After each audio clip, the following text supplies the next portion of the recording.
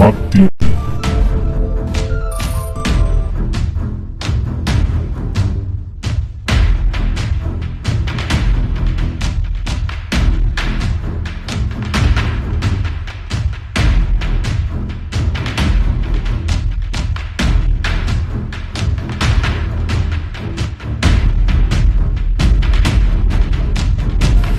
Mati.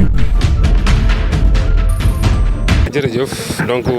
di remercier suñu partenaire déjà fondation Konrad Adenauer remercier aussi suñu partenaire l'association Wattu may leer la que ni tey ñaari partenaires yooyu noonu ñoo ma permettre ma mën a jagleel tey formation bu mel nii ndawi Pikine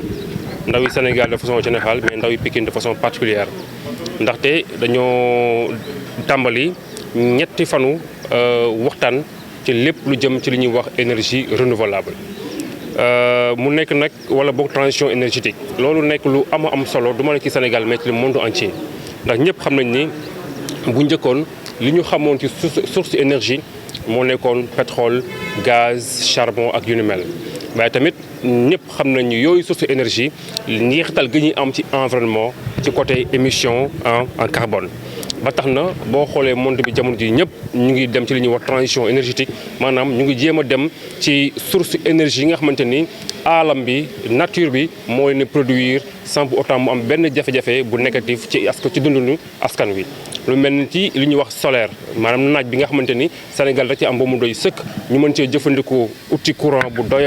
te pourtant defuñu ko. lu mel ni ngelaw gi nga xamante ni dafa am aussi dafa doy sëkk fi ci Afrique Sénégal mën koo jëfandikoo lu mel ni géej gi lu mel ni li ñuy wax biomasse maanaam organique yi nga xamante ni aussi am na source d'énergie la. donc boobu transition énergétique lañu nekk di waxtaanee ak ndaw ñi tey mais particulièrement ay ndawi Pikine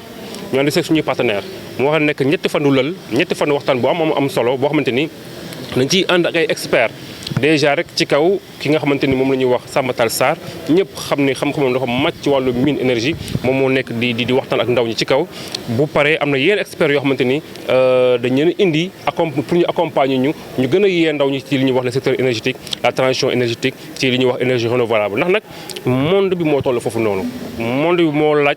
que les jeunes soient très conscients de li ñuy wax énergie. ndax nag dëkk mënta soxali ko mënta développer sans énergie bu doy bu ñu énergie bu doy mooy maanaam am na ñuy wax souveraineté énergétique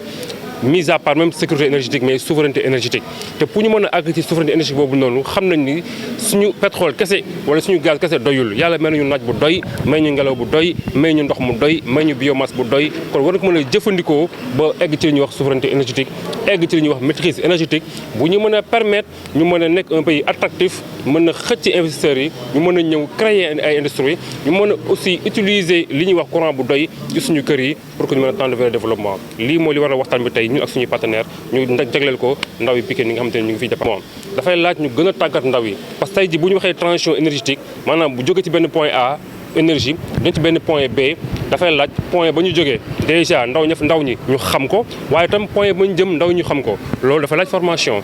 te boobu la formation après moom mooy ubbi li ñuy wax ay opportunités d'emploi mooy ubbi li ñuy wax ay opportunités d'entrepreneuriat mais aussi mooy ubbi li ñuy wax ay opportunités pour que les jeunes ñu mën a engagé wu ci lépp jëm ci alam bi maanaam ci environnement bi ci jaww ji ci jéer yi